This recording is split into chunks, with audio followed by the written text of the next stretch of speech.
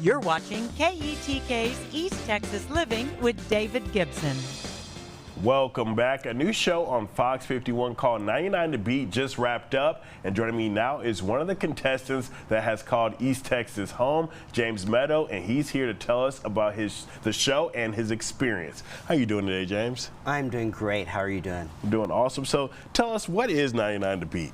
So 99 to Beat is the newest Fox game show, like you said, just wrapped up, and the idea is you have 100 people competing in a series of different kinds of physical, mental challenges with the simple goal of don't finish last.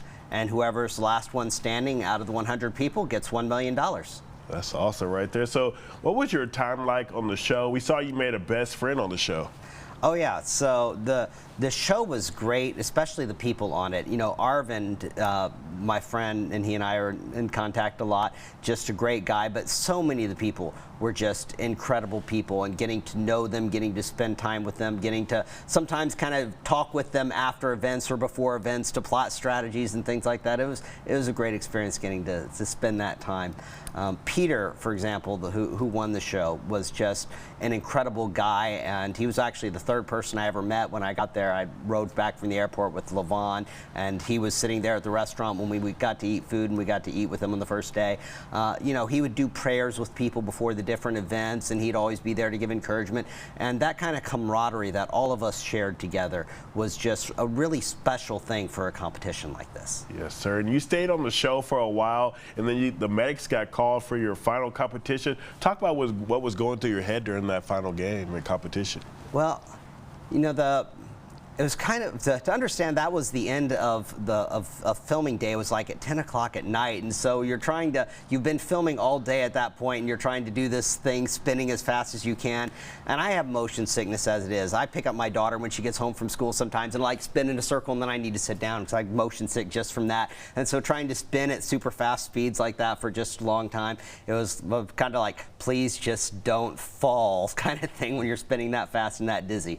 Yes, sir. And you were a favorite on the show. What was the moment like when you were eliminated? It was really tough, but at the same time, it was kind of one of those mixed feelings, because Seth, who I was head-to-head with, was actually a really close friend of mine. We sat with each other and visited most of the time. He was a university professor. I teach adjunct professor at Rice University, so we both had a lot in common. And it's kind of like, on the one hand, I hated to be eliminated. On the other hand, you know, it almost felt good to see Seth go on, because you like to see your friends do well. So it's one of those mixed blessings, but very emotional experience when, after all you've put into it for so many games, day after day, and suddenly it's all over, and you're leaving your friends behind who've spent all this time, and they're going on without you, and you have to watch them go and do things, and you're no longer there to help them and be a part of it. Was really tough from that perspective. Yes, sir. Let's talk about the winner of the show. Did it end like you thought it would? Well, I had no clue how it was going to end, and quite frankly, it was very emotional for me watching that last episode, because all 6 of the people that get to those finals had just incredible stories. I mean, Carlene was playing on an ankle that needed surgery. You had Miranda, who does so much for charity. Peter, you know, Levon, there's so many great people. Ron's just a hero of the fire department. And so, you know, any one of them could have won, and I would have just been like so happy about it for them. But for every person who lost, I was going to be heartbroken no matter who it was.